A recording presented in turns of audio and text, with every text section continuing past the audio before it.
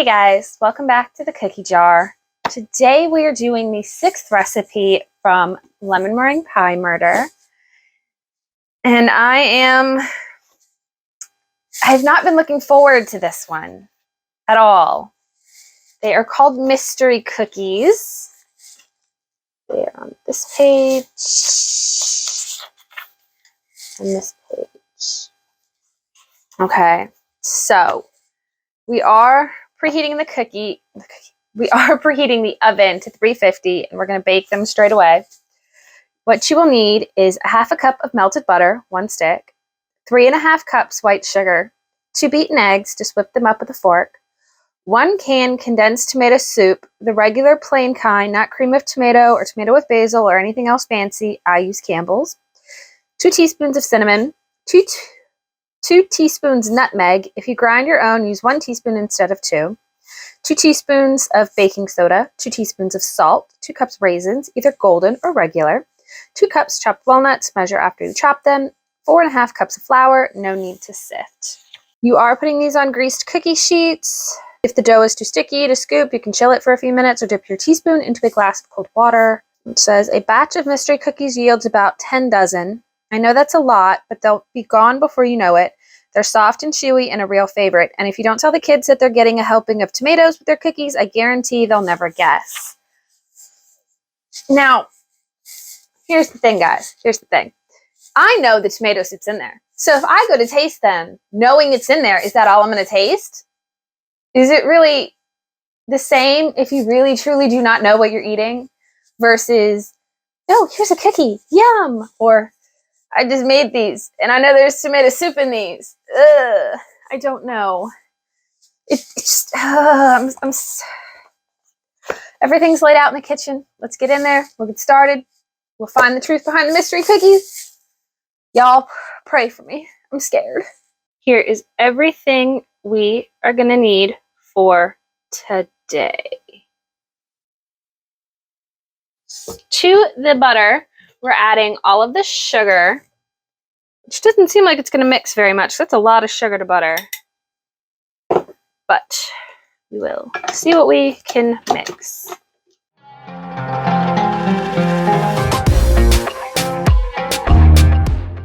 I'll be honest, I don't really know what I'm looking for here, because obviously it's not creaming. Obviously it's not melting in.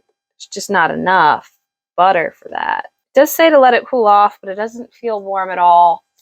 So to this, we're just adding our beaten eggs.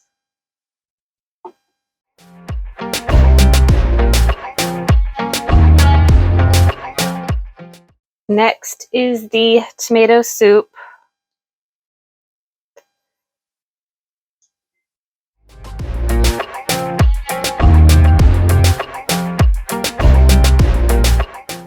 I don't know what they're going to do to hide that, but it smells like tomatoes.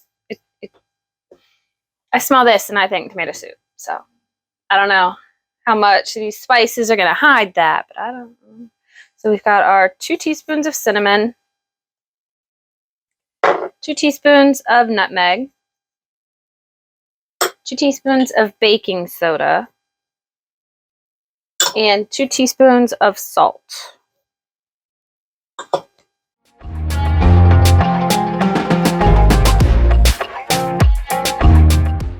Now we add the raisins. That's our 2 cups of raisins. Oops. And 2 cups of walnuts. I took a shortcut. I bought the ones that were pre-chopped. And now we have our 4.5 cups of flour in 1 cup increments, it says.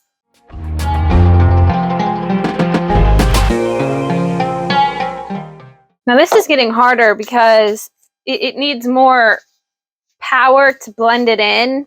But at the same time, if you start it that high, it goes whoosh. Try to scrape this down and mix in the little shelf up here. This is heavy.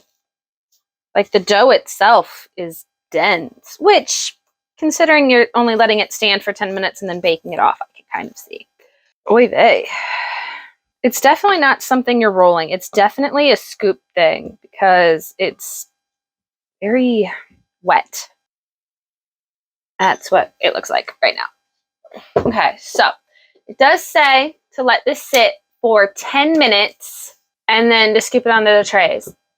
And it says if it's too sticky to scoop, you can chill it for a few minutes. So what I think I'm going to do is I'm going to cover this with plastic wrap and put it in the fridge for 10 minutes. Because this does not seem workable at all. It seems very, very wet, very, very sticky. And since it has to sit for 10 minutes anyway, it might as well be in the fridge. So I'll be back in 10 minutes. It's been 10 minutes from the fridge. So we're not rolling these at all. We're just going to scoop them up and plop them down. Yeah, then we're going to bake them off at 350 for 10 to 12 minutes. Let them sit on the sheet trays for a minute or two, and then move them to the wire rack to finish. So.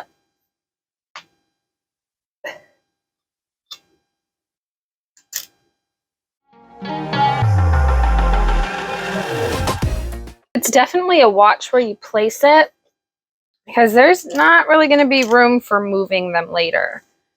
They are very wet, which is something I was originally looking at when I was looking at the recipe. I don't think I've really seen any of these use less than, 2 sticks of butter. And with only 1 stick, I was like, these are going to be some dry cookies, right? But then I remembered the tomato soup is in there, and that's wet. So I guess it balanced out. Maybe a bit too much. I will be very interested in seeing my kids' reaction to these, because neither one of them really likes tomatoes. So if they eat these, that'll be very interesting. Because, they'll eat like ketchup and they'll eat tomato sauce, but they will not eat an actual tomato. I don't understand. Okay, so here is what the first tray looks like.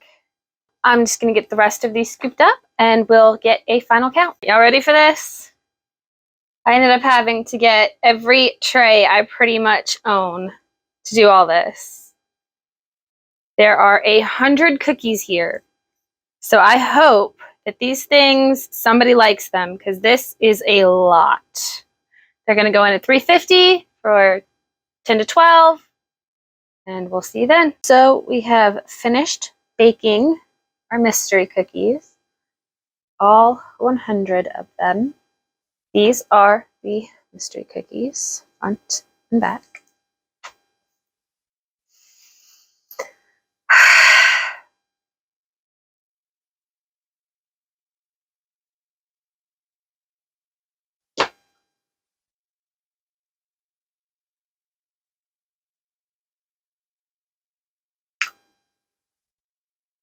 They're different. Try as I might, I do not taste tomatoes. I don't taste it at all. It does not have a single bit of tomato. It's heavy on the cinnamon and the nutmeg. And it's a little bit nutty from the walnuts. I would equate this to a spice cake. That's what it makes me think of, is a spice cake. Which, while I was making them, it's not that odd, actually, using the tomatoes. Because, we have carrot cake, and there's zucchini bread. There's plenty of things that put, I know a tomato's a fruit, but everybody thinks of it as a vegetable. So, there are plenty of recipes that put vegetables in both breads and baked goods. So, the tomato is not that far off. But if I didn't know there was tomato soup in these, my mind would not go there. Am I glad they're edible? Yes, I'm very glad they're edible, because there are a lot of them. I feel this is more of a winter cookie because of the spice mix in it. It definitely makes me think more winter than summer or spring or any other time of year, really. Overall, they're a interesting, chewy cookie. They are, I think if you brought them for something, they would definitely get eaten. Next week, we are doing a cookie called the Orange Crisps. I feel like it's going to be a sugar cookie flavored in orange. I don't feel like there's going to be any surprises with that. So if you want to see those get made, join us next week, and I will see you then. I hope you guys have a good one. Bye.